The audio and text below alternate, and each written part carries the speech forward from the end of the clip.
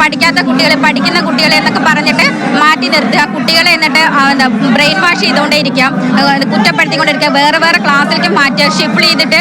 അപ്പൊ കുട്ടികൾക്ക് മാനസികമായിട്ട് പ്രശ്നങ്ങൾ വരുവാണ്. കാരണം നമുക്ക് ഒരുമിച്ചിരിക്കുന്ന കുട്ടികൾ പെട്ടെന്ന് ഒരു ദിവസം മാറ്റുമ്പോൾ അവർക്ക് പെട്ടെന്ന് വരുന്ന ഇത് ഉൾക്കൊള്ളാൻ പറ്റുന്നില്ല. എന്നിട്ട് കുട്ടികളെ മാനസിക സമ്മർദ്ദത്തിലാക്കുക.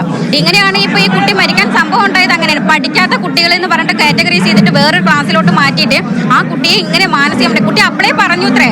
കാരണം ഞാൻ ആത്മഹത്യ ചെയ്യും പറഞ്ഞിട്ടാണ് ഈ കുട്ടി സ്കൂളിൽ നിന്ന് പോയത് എന്നാണ് പറഞ്ഞത്. കാരണം നമ്മളോട് പറഞ്ഞത് അങ്ങനെയാണ്. അങ്ങനെ ചെന്നിട്ടാണ് കുട്ടി അങ്ങനെ ചെയ്യുന്നത്. ഈ പ്രിൻസിപ്പാൾ നമ്മൾ പറയുന്നത് ആര് പറഞ്ഞത് കേൾക്കില്ല. നിങ്ങൾ വേണമെങ്കിൽ ചേർത്താൽ മതി, അല്ലെങ്കിൽ വേണ്ട. ഇത്രയും ഗുരുതരമായ സാഹചര്യങ്ങളൊക്കെ അറിയാമായിരുന്നിട്ടും നേരത്തെ എന്താണ് രക്ഷകർത്താക്കളുടെ ഭാഗത്തുനിന്ന് ഇത്തരത്തിലൊരു പ്രതിഷേധം ഉണ്ടാകാത്തുന്ന ഒരു ചോദ്യം കൂടി ഇപ്പോൾ ഉണ്ടാവുന്നുണ്ട്. നമ്മൾ ഒരാൾ പറയുമ്പോൾ ബാക്കിയുള്ള പേരൻസ് ആരും വരുന്നില്ല. ഞാനാണെന്ന് CM-നെ പരാതി നൽകിയിട്ടുണ്ട്. ഇന്നലെ രാത്രി നമ്മൾ പരാതി നൽകിയിട്ടുണ്ട് CM-ന്റെയിലേക്ക്. കാരണം കഴിഞ്ഞാൽ വേറെ പേരൻസ് ആരും തയ്യാറല്ല. പേടിച്ചിട്ട് കുട്ടികളെ പുറത്താക്കോ എന്നുള്ള പേടി കാരണം പേരൻസ് ആരും തയ്യാറാവുന്നില്ല. മക്കളെ നിങ്ങളെ ഒപ്പം പഠിക്കുന്ന കുട്ടികളാരാ? അത് ഷഫിൾ ചെയ്ത കാരണമാണ് മാറാൻ ഇതായത്. അവളങ്ങനെ വിഷമിക്കുകയൊക്കെ ചെയ്തിരുന്നു വെച്ചിട്ടുണ്ടെങ്കിൽ ഓരോ ഗ്രേഡ് അനുസരിച്ച് ഈ ക്ലാസ്സിലാക്കി അവള് മാർക്ക് നല്ല കുറഞ്ഞേന്. അപ്പൊ ഗേൾസ് 5 പേരെ ഉണ്ടായിരുന്നുള്ളൂ, ബാക്കി മൊത്തം ബോയ്സ് ആയിരുന്നു. അപ്പൊ ആ 5 പേരിൽ അവള് ഒരാള്, പിന്നെ ബാക്കിയുള്ള പെൺകുട്ടികൾ അവൾക്ക് അറിയില്ലായിരുന്നു. അപ്പൊ ആ ഒരു വിഷമത്തിലും അങ്ങനെയൊക്കെയാണ് ഇതായത്. ക്ലാസ് മാറ്റിയല്ലേ? ടീച്ചർ ചവിട്ടി എന്തിനു ചവിട്ടി? ബുക്ക് കൊടുന്നില്ലാറുണ്ട്.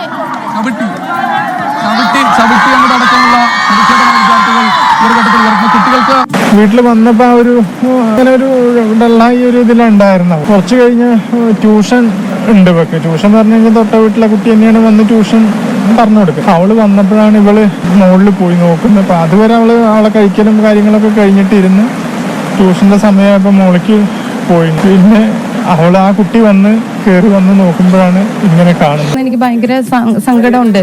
കൊച്ചു മരിച്ചതിലൊക്കെ എനിക്ക് ഭയങ്കര വിഷമമാണ്. നമ്മൾ ഒരുപാട് പ്രാർത്ഥിക്കുകയൊക്കെ ചെയ്യുന്നുണ്ട്. പാരൻസ് ഒരുപാട് വേദനിക്കുന്നുണ്ടെന്നറിയാം. ഞങ്ങൾക്കറിയില്ല സാർ, എനിക്ക് അങ്ങനെ പറയാനായിട്ട്. ഡീഗ്രേഡ് ചെയ്യുന്നു പറഞ്ഞിട്ടില്ല, നമ്മൾ റീ എക്സാം എഴുതേണ്ടി വരും എന്ന് മാത്രമേ പറഞ്ഞിട്ടുള്ളൂ. റീ ടെസ്റ്റ് എടുത്തിട്ട് പിന്നെ അവരെ അടുത്ത ക്ലാസ്സിൽ അങ്ങനെ കയറ്റിയിടും. അത് അങ്ങനെ തന്നെയാണ് നമ്മൾ ചെയ്യാറ്. ഇപ്പൊ 2 ചെറിയ കുട്ടികൾ പഠിക്കുന്നുണ്ട്, 5ലും 7ലും. എനിക്കുണ്ടായ ഒരു അനുഭവം എന്ന് പറഞ്ഞാൽ കഴിഞ്ഞ വർഷം എൻ്റെ 4 പഠിക്കുന്ന കൊച്ചിന് പെങ്കൊച്ചാണ്.